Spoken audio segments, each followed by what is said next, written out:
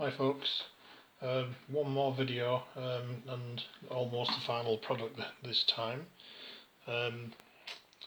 We'll go over the parts that I've already gone over, like the X and Y and Z motors for moving the needle. What I've done, rather than having a straight platform, I've used a curved platform, and then these ball joints, which are available off the shelf, will press straight into these 3D printed holders, which are capable of being moved. Just a nip screw underneath there, then you can move them around the platform itself in any direction that you choose. I've also added what they call a pencil camera, which is this item here, which can be trained in right up on the needle itself, so you can have a bird's eye view of proceedings. As you can see, it's just got an extra bracket on the column there, and a holder there for it, so with two nip screws again. Moving on to the queen holder itself, again you've got that standard ball joint in there, which presses into this 3D printed foot, or if you want to call it, and then this will move in any direction to line it up and then nip it up with this screw. It's not a lot changed apart from the base on this one. Let's have a look. And that's basically it, really. These I haven't drawn the wands in,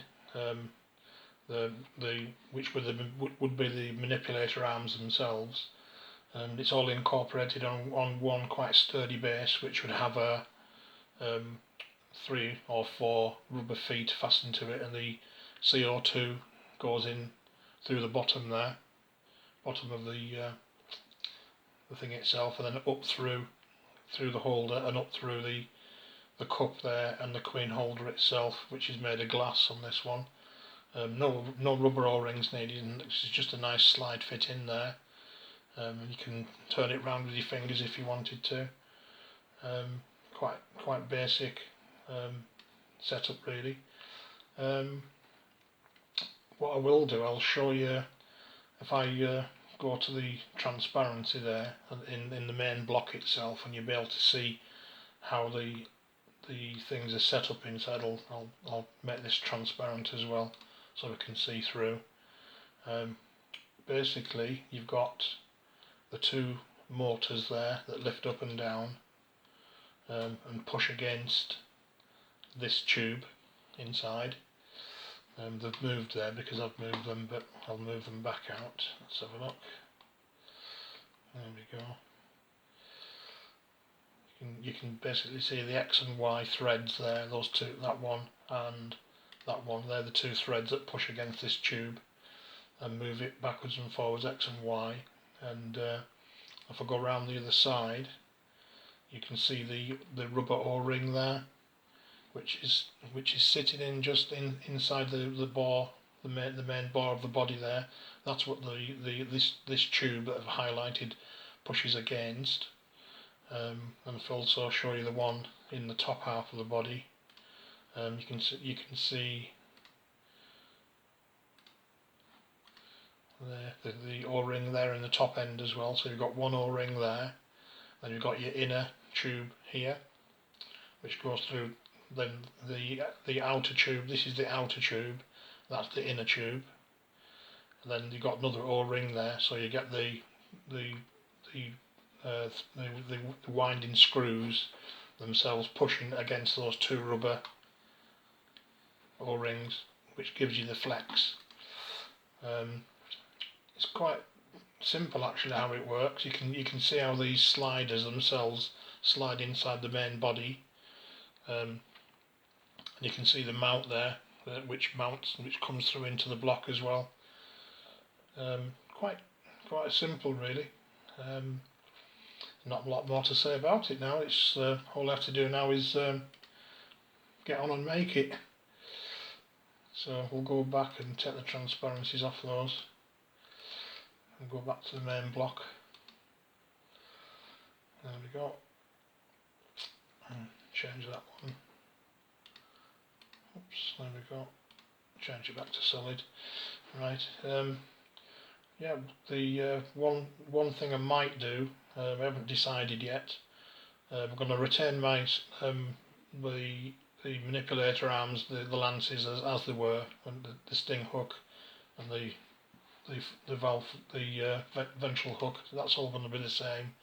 I might change this for a stainless steel quick release quick needle release. So that's basically the whole unit. Obviously, there's going to be 6 wires coming from those motors down a multi-core cord onto a joystick. The joystick I haven't drawn yet, but the joystick's going to be X, Y, Z, and then it's going to have it's a double switch. Gives you 2 sets of 8. It's a special arcade game one, and then once you switch over the to give you the X and Y, to get the Z, you switch it over onto the second circuit, which gives you your needle feed for the injection mode. And when that does switch over, the top of the ball on top of the joystick lights up red, and then the other 2 X and Y cannot move then because they're isolated. So it's going to be, everything's going to be fail safe, so you can't move left to right or up and down whilst it's in the Z mode. So it's going to be a fail safe safety there. I've got up to about £200 worth of materials in this already, which is not bad for homemade, and I haven't set an animation going on Solidworks, but no need to really. So that's basically it. Some parts 3D printed, some parts machined. So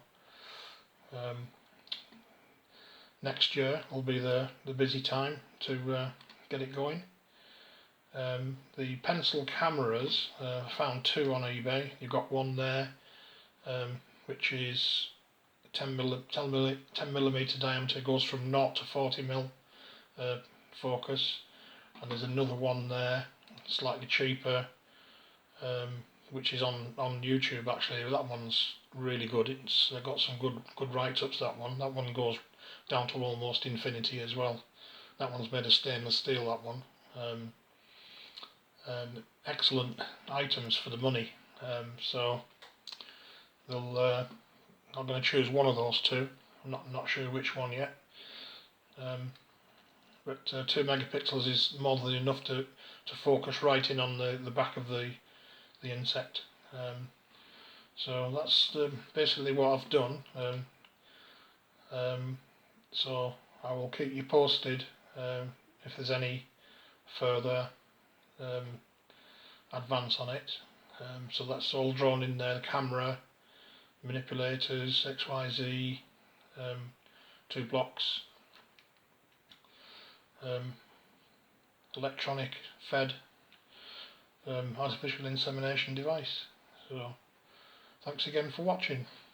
Bye for now.